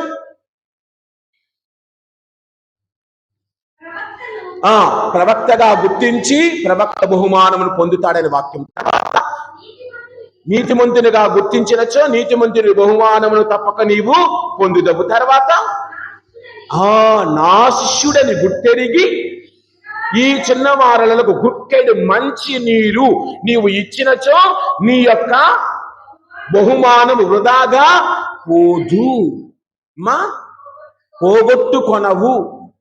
నువ్వు ఇచ్చడు గుక్కెడు మంచి నీళ్లు, నువ్వు ఇచ్చడు ఒక గ్లాసు మంచి నీళ్లు వృధాగా పోదు అని వాక్యము సెలవిస్తూ ఉంటే, బాబో మనందరం అన్నాడు పోకిరిటి అయిపోయి రూపాయి వేసి 10 రూపాయలు ఇచ్చిన బిల్డింగ్ బిల్డప్లు ఎత్తాం.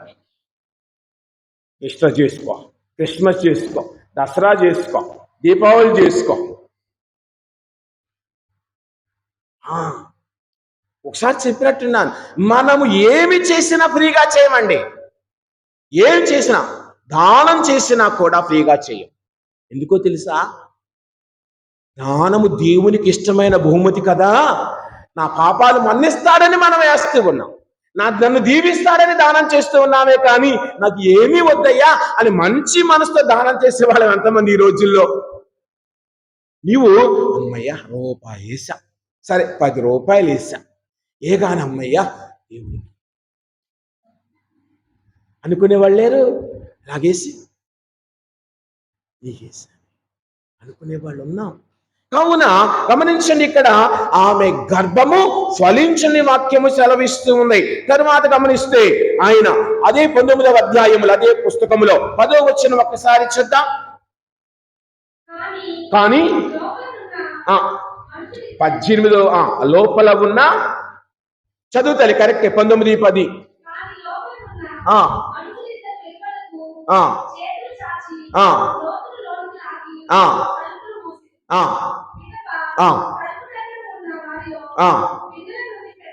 చూడండి, అక్కడ ఆ ఊరిలోని వారందరూ వచ్చి కొత్తగా వచ్చిన వాళ్ళని బయటికి పిలవమని అడుగుతూ ఉంటే, లోతు వారితో మాట్లాడుతూ ఉంటే వారిరువురు ఆయనను లోనికి తీసుకుని వెళ్ళారు. తర్వాత గమనించండి, మరుసటి రోజు సొదొమ గొమొర్రా నాశనమవుతూ ఉంటే ఈయనిచ్చిన ఆతిథ్యమును బట్టి అతని కుటుంబము రక్షించబడింది.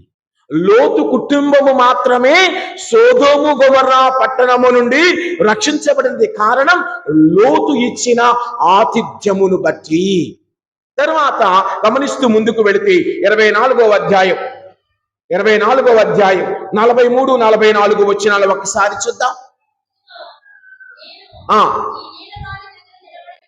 ఆ ఆ ఆ చూడండి, ఇక్కడ ఎలియాసరు లాభానుతో మాట్లాడుతూ చెబుతున్న మాటలు ఇవి. ప్రియా సహోదరి సహోదరులారా, నీ కుమార్తె నాకు సహాయం చేస్తున్నది, కావున ఆమె చివరికి ఏమవుతూ ఉన్నది? ఈసాకుకు భార్యగా దేవుని చేత దీవించబడుతూ ఉన్నది. రెండు జాతులకు తల్లిగా ఆవిడ మారబోతూ ఉన్నది. రెబెకా నుంచే కదా యాకోబు ఏసావు జన్మించింది. కావున ప్రియ సహోదరి సహోదరులారా, నీవు ఇచ్చిన ఆతిథ్యము ఊరక పోదు. అలాగనే 2వ రాజుల గ్రంథం నాకు చదివాము కదా, షునేము వనిత 4వ అధ్యాయములో 16-17 వచనాలలో ఎలీషా ఏమి చెబుతూ ఉన్నాడు? తన నేస్తుడితో, తనతో ఉన్నటువంటి గహాజీతో ఒకసారి చూద్దాం.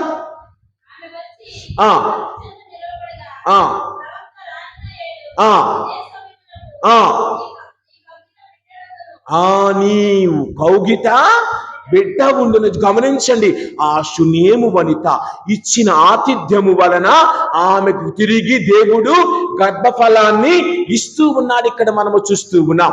కావున మరి అలాగనే గమనించుకుంటూ వెళితే మరి మార్తమ్మ మరియమ్మలు ఇచ్చిన ఆతిథ్యం మనందరికీ తెలిసింది. ఈనాటి సువార్తలో వారికి జరిగిన ఫలితం మనందరికీ తెలుసు కదా. యోహాను సువార్త 11వ అధ్యాయం 43-44 వచనములలో లాజరు మరణించి అప్పటికే 4 రోజులైనందున, అతన్ని భూస్థాపన చేసి 4 రోజులైనందున అయినా కానీ ప్రభువు లాజరును లేపిన విధానాన్ని ఇక్కడ మనము చూస్తూ ఉన్నాం. అనగా నీవు నేను ఇచ్చు ప్రతి ఆతిథ్యము, నీవు చేయు ప్రతి పని, నీవు చేయు ప్రతి సహాయము చక్కగా దీవించబడుతుంది. వరముగా, దేవుని యొక్క కృపగా, దేవుని యొక్క ఆశీర్వాదముగా నీకే తిరిగి ఏదో ఒక రూపములో వచ్చును అన్నది నీవు నేను మర్చిపోకూడదు. ప్రియా సహోదరి సహోదరులారా, గమనించండి. తర్వాత గమనించినట్లయితే అపోస్తల కార్యాలలో 16వ అధ్యాయం 15వ వచనం ఒకసారి చూద్దాం. ఆమెయు ఆమెకు ఇంటి వారును తర్వాత చదవనమా, చదువు తల్లి. పొందిరి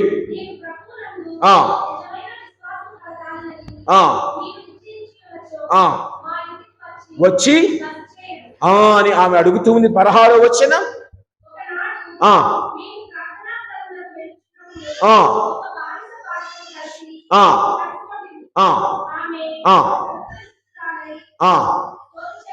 చూడండి, ఈ స్త్రీ ద్వారా ఒక కుటుంబము బాగుపడుతూ ఉంది. పౌలు గారి ద్వారా ఈ స్త్రీ పొందిన విశ్వాసము ఇతరులకు లిదియా అందించటాన్ని మనం ఇక్కడ చూస్తూ ఉన్నాం. తరువాత గమనిస్తే అదే అధ్యాయములో 31వ వచనములో ఏమంటూ ఉన్నది? ఆ చెరసాల అధికారియు అతని కుటుంబమును రక్షించబడ్డారు అతని ఇచ్చిన ఆతిథ్యమును బట్టి, పౌలు చేత, శిలాసుల చేత. మరి నీవిచ్చిన ఆతిథ్యమును బట్టి నీ కుటుంబము రక్షించబడుతూ ఉందా? నీ కుటుంబము ఆశీర్వదించబడుతూ ఉందా? నీ బిడ్డలు దీవించబడుతూ ఉన్నారా? నీ కుటుంబంలోని వారందరూ ఆరోగ్యముతో ఉంటూ ఉన్నారా? నీ కుటుంబంలోని వారందరూ దేవుని ప్రణాళికలో నడుస్తూ ఉన్నారా? కావున మరి నీవు నేను ఒకసారి ఆలోచిద్దాం. ప్రియా సహోదరి సహోదరులారా, దేవుని ప్రణాళికలను బట్టి, దేవుని యొక్క మనకిచ్చినటువంటి యొక్క చక్కని అవకాశాలను బట్టి ఉపయోగించుకుంటూ ఈ రోజున సువార్తలు మనం విన్నటువంటి ఆ యొక్క మార్తమ్మ మరియమ్మల జీవితమును బట్టి అది రెండూ కావాలి. ఒకటి పని కావాలి, ప్రార్థన, రెండు మన జీవితానికి అవసరం. అంటే మరియమ్మ లాంటి హృదయం, మార్తమ్మ లాంటి చేతులు మనలో ఉండాలి. ఇదేంటో యేసు ప్రభు అన్నారు కదా, మార్తమ్మ మార్తమ్మ నీవు అనేక మందితో సతమతమవుతున్నావు అని ప్రభు అన్నమాట వాస్తవమే. కానీ మన జీవితానికి రెండూ ఉండాలి. పని ఉండాలి, ప్రార్థన ఉండాలి. పని ప్రార్థన కలిసినప్పుడే నీ జీవితము దీవించబడును. అంతేకాని 24 గంటలు ఇక్కడ కూర్చొని పక్కాళ్ళు పెట్టే దాని మీద ఆధారపడి బ్రతికేవాడు. కావున గమనించండి, సమాజంలో మనం ఏ విధముగా ఉంచి ఉన్నాం. రెండూ కావాలి. మార్తమ్మ లాంటి చేతులు కావాలి, మరియమ్మ లాంటి హృదయము కావాలి. ఆ రెండు మనలో ఎదగాలని ప్రార్థించాలి. ఎందుకంటే ఆ రెండులో ఏది తగ్గినా రెండూ తగ్గిపోతాయి. ఈ రోజుల్లో పని పని పని అని అదే అంటారు కదా, వర్కహాలిక్ అంటూ ఉంటాం, లేక వర్కింగ్ హార్స్ లాగా, గుర్రం లాగా పరిగెత్తి పరిగెత్తి పరిగెత్తి పనిచేస్తూ ఉన్నాం. చివరికి మిగిలేది ఏమిటి? నువ్వు సంపాదించినంత డాక్టర్ గారి దగ్గరికి ఇవ్వాలి. నీవు విరామము లేకుండా, విసుగు లేకుండా పనిచేసావు, మంచిదే. చివరికి ఆ విరామము విసుగు లేకుండా చేసే సమయము నీకు మంచి ఫలితాన్ని ఇవ్వాలి. అది ఎంతమందికి ఈ రోజుల్లో వసకబడుతూ ఉంది? ప్రతి ఒక్కరం పనులమే. పని చదువు చదువు చదువు చదువు చదవాలి, కరెక్టే. 11 గంటలు 12 గంటలు చదవాలి, ఆ వయసును బట్టి చదవాలి, తప్పు లేదు. కానీ మిగతాది కూడా వదలకూడదు కదా. నీ స్వశక్తితో నీవు రాలేవు. దేవుని సంకల్పము లేకుండా, దేవుని దీవెన లేకుండా, దేవుని ఆశీర్వాదము లేకుండా నీవు నేను ఎదగలేము. ఇక జ్ఞానం ఉంటే ఉండొచ్చు, కానీ సంస్కారం ఉందా? చదువు ఉండొచ్చు, సంస్కారం కూడా ఉండాలి కదా. అది నేర్పేది దేవాలయము, అమ్మా నాన్న. బడులు కూడా ఈ రోజుల్లో నేర్పడం లేదు. ఒకప్పుడు బడుల్లో నేర్చుకునే వాళ్ళ సంస్కారం. ఈ రోజుల్లో టీచర్లు కూడా వచ్చామా, పాఠం చెప్పామా, జీతం తీసుకున్నావా, వెళ్ళిపోయాం. అలాగనే ఉన్నాం. మన ఆర్సిఎం స్కూళ్ళతో సహా, మన మిషనరీ స్కూళ్ళతో సహా అందరూ బిజినెస్సే. అదేమంటే బయట స్కూళ్ళతో పోటీ పడాలి కదా, తప్పులేదు. కానీ నీ విలువలు పోగొట్టుకోకూడదు. నీ విలువలు పోగొట్టుకుంటే నీకు బయటోడికి తేడా ఏమిటి? కావున ఆ తేడా క్రైస్తవులకు, ఇతరులకు తేడా నీ జీవిత విధానం. అదే పని, ప్రార్థన. ఆ రెండు ఉన్నప్పుడే మనందరము ఆశీర్వదించబడతాం. మనందరం మార్తమ్మలాగా అన్నిటిలో ఉండాలి. మరియమ్మ మాదిరిగా ప్రభు పాదాల దగ్గర కూర్చొని వినాలి. అదే మనము చూస్తూ ఉన్నాం చాలా వాక్యాలలో. ప్రియా సహోదరి సహోదరులారా, గమనించినప్పుడు అబ్రహామును పిలిచాడు. ఆదికాండం 22వ అధ్యాయం 11వ వచనం ఒక్కసారి చూద్దాం. ఆదికాండం 22వ అధ్యాయం 11వ వచనం.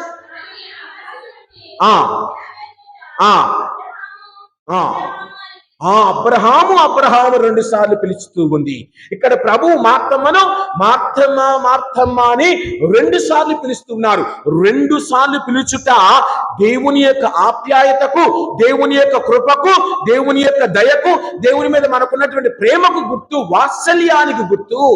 అబ్రహాము ఆ విధముగా పిలువబడ్డాడు, దీవించబడ్డాడు.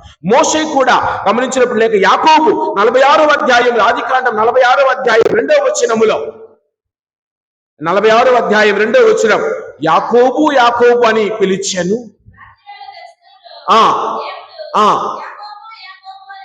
అతను ఏమంటున్నాడు? చిత్తము ప్రభు అని సమాధానం ఇచ్చాడు. ఇక 3వది నిర్గమకాండ 3వ అధ్యాయం 4వ వచనములో ప్రభు మోషేని ఏమని పిలుస్తూ ఉన్నాడు?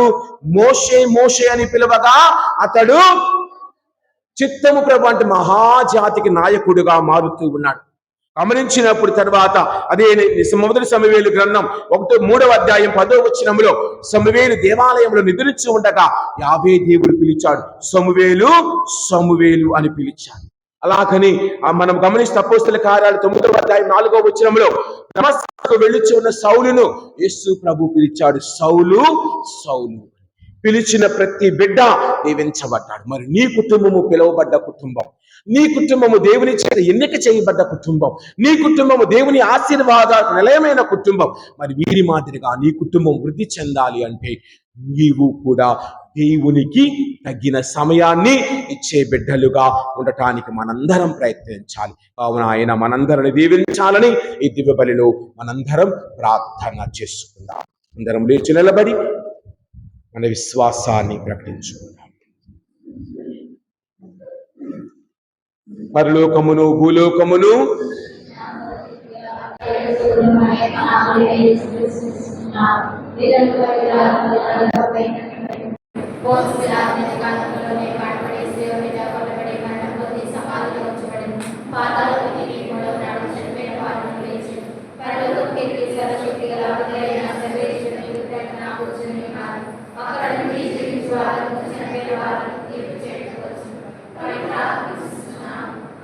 ఆ ప్రభుకి మన యొక్క వ్యక్తిగత సంవత్సరాలను ఆయన ముందు ఉంచుతాం.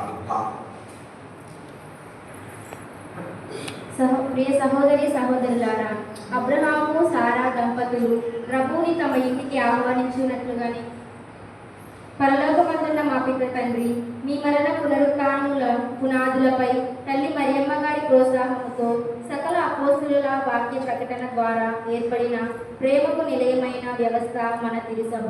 అటు తిరుసభను పరిపరి విధములుగా ముందుకు నడిపించుచున్న మా పాపు గారికి, మా పీఠాధిపతులందరికీ, గురుత్వ అంతస్తుకు చెందిన వారిని, మఠవాసులను, వాక్య బోధకులకు మీరు దీవించండి. వారందరి సమిష్టి నాయకత్వంలో విశ్వశ్రీ సభ 3 పువ్వులు 6 కాయలుగా పలిచినట్లు చేయమని అందరూ ఓ ప్రభువా మా ప్రార్థన ఆలకించండి. నేనే మార్గం సత్యం జీవమని పలికిన ఓ దేవా, ప్రభుని దూతలకు ఆతిథ్యం ఇచ్చి ప్రాయం చెల్లించునని 12 మగబిడ్డను పొందుదురని అబ్రహాము సారా దంపతులు వాగ్దానం పొందారు. అదే విధముగా మనం కూడా మన గురువులకు, మఠవాసులకు, దైవవాక్య బోధకులకు గౌరవ మర్యాదలు ఇచ్చుచు వారి వారి యాజక పరిచర్యలో ఉడతా భక్తి సహాయం చేయునట్లుగాను మన విచారణలో చేపట్టు ప్రతి మంచి కార్యమునకు మన సహాయ సహకారములు సంపూర్ణముగా అందించువారిగా మనమందరినీ దీవించమని ఓ ప్రభువా మా ప్రార్థన ఆలకించండి. ఓ ప్రభువా మా ప్రార్థన ఆలకించండి. ఓ నిరంతర స్థితి పాత్రుడా, ప్రభుని బోధనలు వినిచిన మరియమ్మను ఉత్తమమైన దాన్ని ఎన్నుకున్నది అని ప్రశంసలు కురిపించారు మన ప్రభువు. మనం అప్పుడప్పుడు మార్తమ్మ వలె అనేక ఇతర పనులతో సతమతమవచ్చు వాక్యము పూర్తిగా విని అందులో ఉన్న మాధుర్యంను ఆస్వాదించలేకపోతున్నాము. కావున మమ్మ దైవవాక్యము పట్ల శ్రద్ధ చూపువారిగా దీవించమని అందరూ ఓ ప్రభువా మా ప్రార్థన ఆలకించండి. ఓ ప్రభువా మా ప్రార్థన ఆలకించండి. ఓ ప్రేమ సంపూర్ణుడా, మా భారతదేశమును, మా రాష్ట్రమును దీవించండి. మమ్మ పరిపాలించుచున్న మా ప్రభుత్వములను మీ కృపతో నింపండి. పేదలకు సహాయపడినట్లు పాలించు స్వభావములను వారికి దయచేయండి. అదే సమయంలో ప్రపంచ శాంతి కొరకు కృషి చేయుచున్న వారందరినీ దీవించి ఆశీర్వదించమని అందరూ ఓ ప్రభువా మా ప్రార్థన ఆలకించండి. ఓ ప్రభువా మా ప్రార్థన ఆలకించండి. ఓ రక్షణదాత, మా దేశంలో ఉన్న వ్యవసాయదారులను, వ్యవసాయ కూలీలను, చేతివృత్తులను నమ్ముకున్న వారందరినీ దీవించండి. వారు చేయుచున్న వ్యవసాయ సంబంధ పనులలో వారికి మంచి ఫల సహాయము లభించినట్లును, పండించిన పంటకు మంచి ధరను పొందినట్లుగా దీవించమని ఓ ప్రభువా మా ప్రార్థన ఆలకించండి. ఓ ప్రభువా మా ప్రార్థన ఆలకించండి. మనందరం కూడా వ్యక్తిగతముగా మౌనంగా మన యొక్క స్పంద వస్తువుల కోసం ఆ ప్రభువు ముందు వ్యక్తిగత కుటుంబ అవసరాల గురించి ప్రార్థన చేసుకుందాం. దయగల తండ్రి, ఓ మా సర్వేశ్వర, ఇప్పుడు మేము విన్నవించుకున్న మనసుల ద్వారా మౌనంగా మీకు విన్నవించుకున్న మా మనవులతో ఆలకించి సకాలంలో మమ్మల్ని దీవించి మా కుటుంబంలో శాంతి సమాధానాలను దంపతుల మధ్య కుటుంబములు మీ ఆశీర్వాదం వెలువడుతున్నట్లుగా దీవించమని అడుగుతున్నాం. ఈ మనలన్నింటినీ మా ప్రభువైన క్రీస్తు ద్వారా అడిగి వేడుచున్నాము.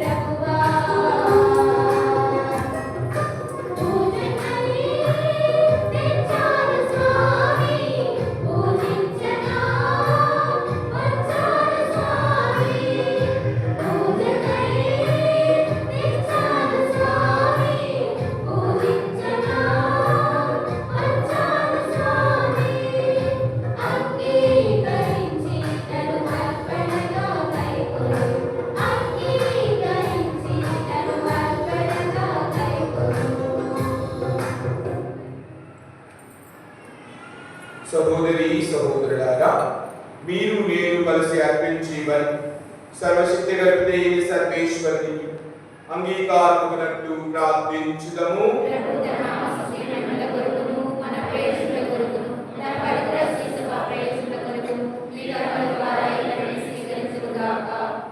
ఓ ప్రభువా, ఈ పరిపూర్ణమైన ఏకైక బలి అర్పణములందు ధర్మశాస్త్రం గురించి అన్ని విధమైన అర్థములు పరిపూర్తి చేస్తున్నవి. మీ విశ్వాసపాత్రమైన సేవకులు సమర్పించి ఈ బలిని అంగీకరించమని ప్రతిమాలుచున్నాం. ఆ వేడు కానుకలను దీవించిన విధముగా ఈ బలిని పవిత్రపరచు. తత్ఫలితంగా ఒక్కొక్కరు భక్తులు ఈ వైభవానికి అర్పించినవి సర్వ ప్రజల సంరక్షణ ఉపకరించునుగాక. మా ప్రభువైన క్రీస్తు ద్వారా ఈ మనవి చేయుచున్నాము. ప్రభువు మీతో నుండునుగాక.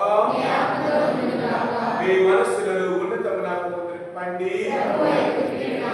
మన దేవుడైన ప్రభువులకు కృతజ్ఞతలు తెలుపుదము.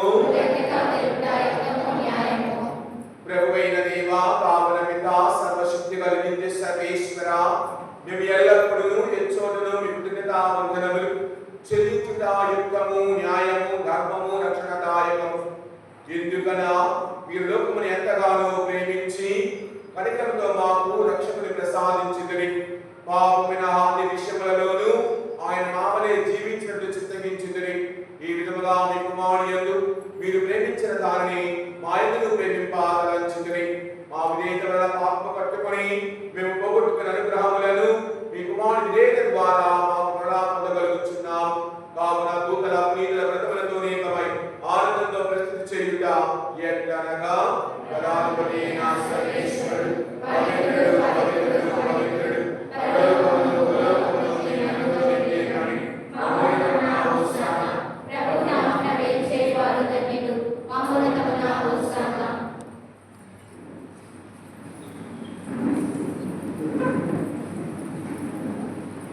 ఓ ప్రభువా, మీరు నిత్యముగా పవిత్రుడు. సకల పవిత్రతకు ఊటయు మీరే కనుక మీ పవిత్రాత్మ ద్వారా వికారులను పరిశుద్ధపరచాలనుచున్నాం. ఏ విధమున ఇది మా ప్రభువును మీ కుమారుడునైన యేసుక్రీస్తు శరీర రక్తములు అగునుగాక. వారు శిలువ శ్రమలకు తన తానిష్టపూర్తిగా అర్పించబడినప్పుడు అప్పమును అందుకొని మీకు కృతజ్ఞతావందనములు చెప్పి స్తుతించి శిష్యులకు ఇచ్చుచు ఇట్లని, మీరందరూ దీనిని తీసుకొని భుజింపుడు. ఎలయనా ఇది మీ కొరకు అప్పగింపబడనున్న నా శరీరం.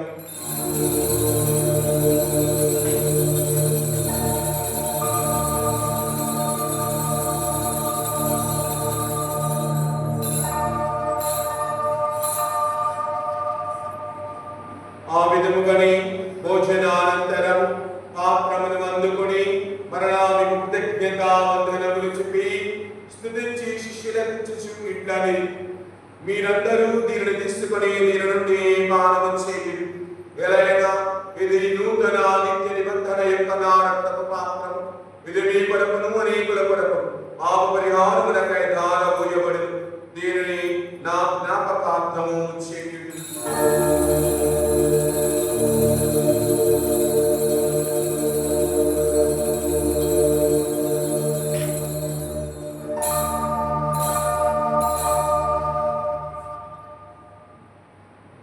ఇది విశ్వాస రహస్యము.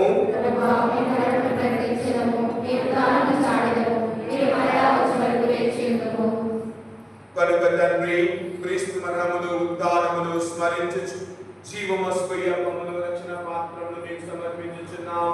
మీ సంపూర్ణ రచి మీకు పరిచర్య చేయుటకు మమ్ము పాత్రులగా చేసినందులకు మీకు వందనములు తెలుపుచున్నాం. క్రీస్తు శరీర రక్తములైన పాలువారు మమ్ము పవిత్రాత్మ ద్వారా ఐక్యపరచమని ప్రతిమాలుచున్నాం. ఓ ప్రభువా, ప్రపంచమంతటా వ్యాపించి ఉన్న మీ శ్రీ సభను జ్ఞాపకముంచుకొనుడు. మా లియో పరిశుద్ధ పాపు గారిని, మా జోసెఫ్ రాజారావు పీఠాధిపతులను, తదితర పీఠాధిపతులను, గురుమందరితో పాటు మమ్మను మీ ప్రేమయందు పరిపూర్ణ చేయు.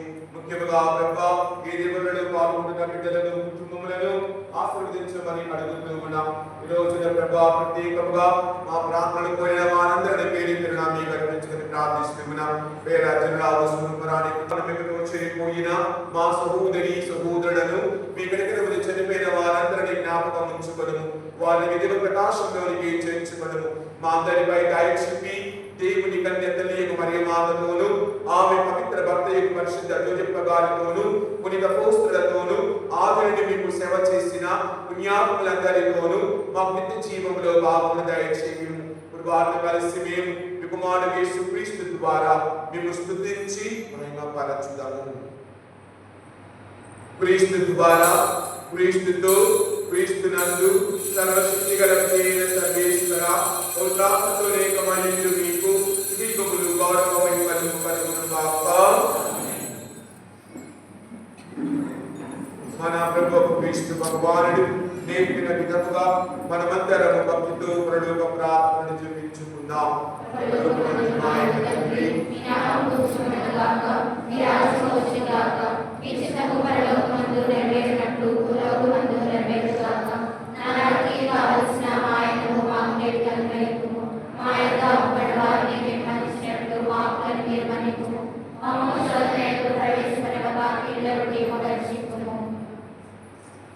ప్రభువా, అన్ని కీళ్ళను మమ్ము రక్షింపుము.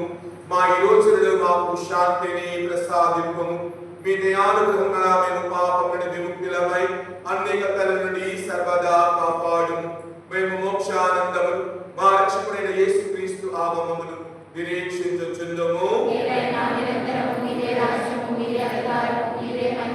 శాంతిని మీకు అనుగ్రహించుచున్నాను, నా శాంతిని మీకు వసుకుచున్నాను అని మీ అపోస్తలులతో పలికిన మా ఆయన వారిని యేసువా, మా పాపములు లెక్కింపక మీ శ్రీ సభ విశ్వాసమును వీక్షింపు. మీ చిత్త ప్రకారం మీ సభకు శాంతిని ఐక్యమును అనుగ్రహింపుము. యుగములు జీవించుచు పరిపాలించు ప్రభువా. ప్రభుని శాంతి ఎల్లప్పుడూ మీ అందరితో ఉండునుగాక. ఒకరికొకరు మా పవిత్ర సమాధానమును తెలుపుకొందుము.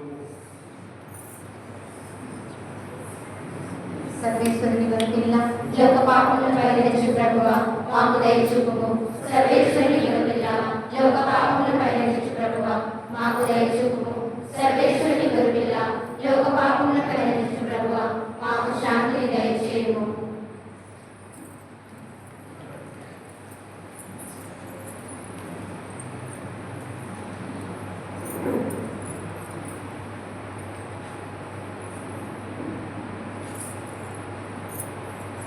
గణపతి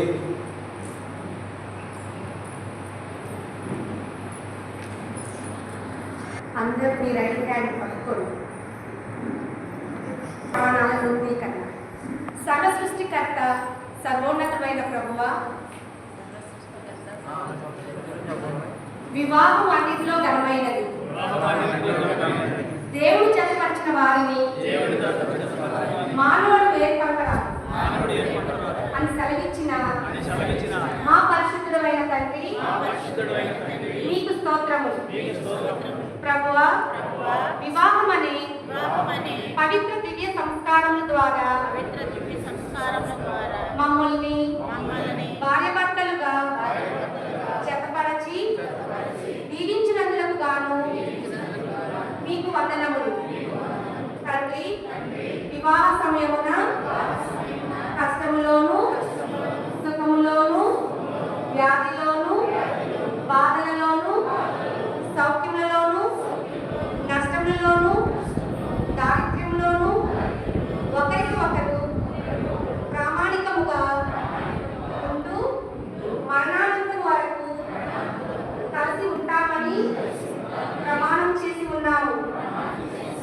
కానీ తండ్రి, మా తలంపుల్లో వాక్కుల్లో క్రియలలో మా ప్రమాణానికి వ్యతిరేకంగా తప్పిదాలు చేసి ఉన్నాము. మా తప్పులకై మమ్మల్ని క్షమించమని కోరుచున్నాము. మమ్మల్ని క్షమించండి తండ్రి. మేము ఒకరిని ఒకరము క్షమించులాగున దయచేయండి. ప్రభువా, మీరు మాకు కానుకగా ఇచ్చిన మా సంతానాన్ని దీవించండి. మాకు జన్మనిచ్చిన మా తల్లిదండ్రులని ఆశీర్వదించండి. మా కుటుంబములు నజరేతులోని మీ పవిత్ర తిరు కుటుంబము పోలి ఉండునట్లుగా మీ కృపను అనుగ్రహించండి. ఆమేన్. తిరు కుటుంబ పాలకులైన పునీత జోజప్ప, మరియమ్మ వార్లారా మా కొరకు ప్రార్థించండి.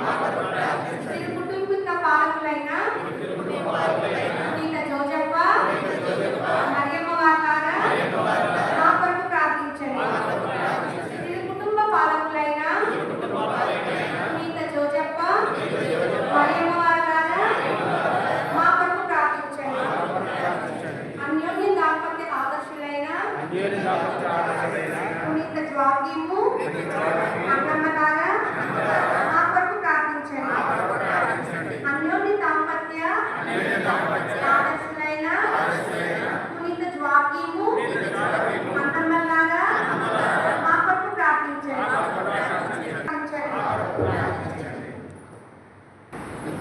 ఇదిగో సర్వేశ్వరుని గొర్రెపిల్ల, ఇదిగో లోక పాపములను పరిహరించని ప్రభు.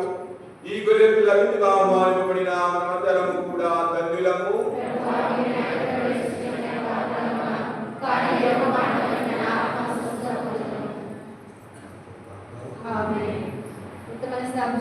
సర్వేశ్వర స్వామి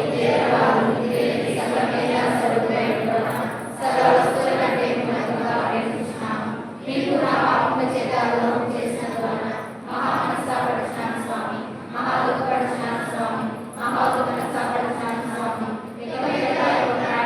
పాపము చేయనండి నిండు మనసుతో ప్రతిజ్ఞ చేస్తున్నాను స్వామి. ఆమేన్.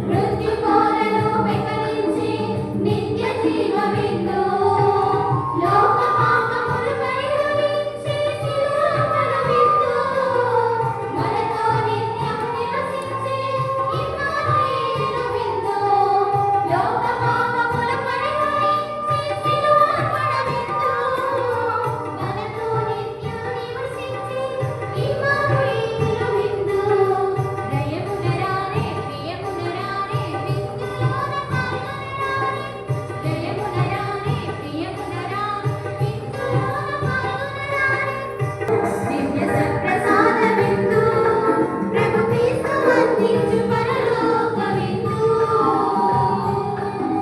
ప్రభు ప్రసాద విందు ఇది వరప్రసాద విందు ప్రభు యేసు బలియాగ పరమాద్భుత విందు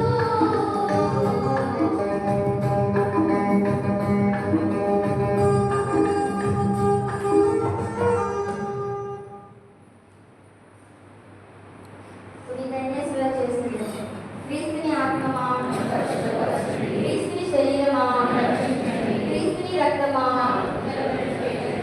క్రీస్తుని ప్రక్కల నుండి కాల్పడిన నీళ్ళ మీ గాయాల లోపల నేను మేము ఎడబాయినట్టు క్రీస్తు శత్రుల చేతిలో దొరకకుండా నా మరణ సమయమందు నన్ను మీ సన్నిధికి నీ కృతజ్ఞత కూడా ముగింపలేని కాలము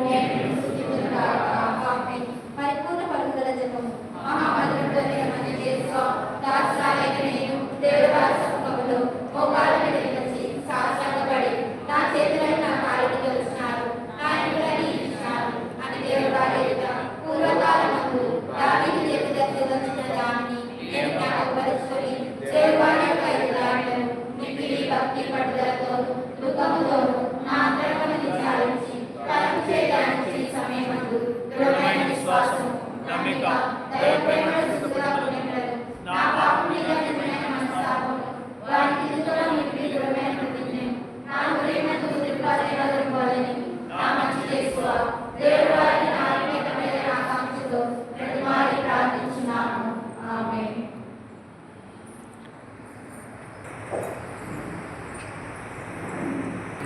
ఓ ప్రభువా, కనికరించి మీ ప్రజలకు అతి సమీపంగా ఉండమని మేము బ్రతిమాలుచున్నాము.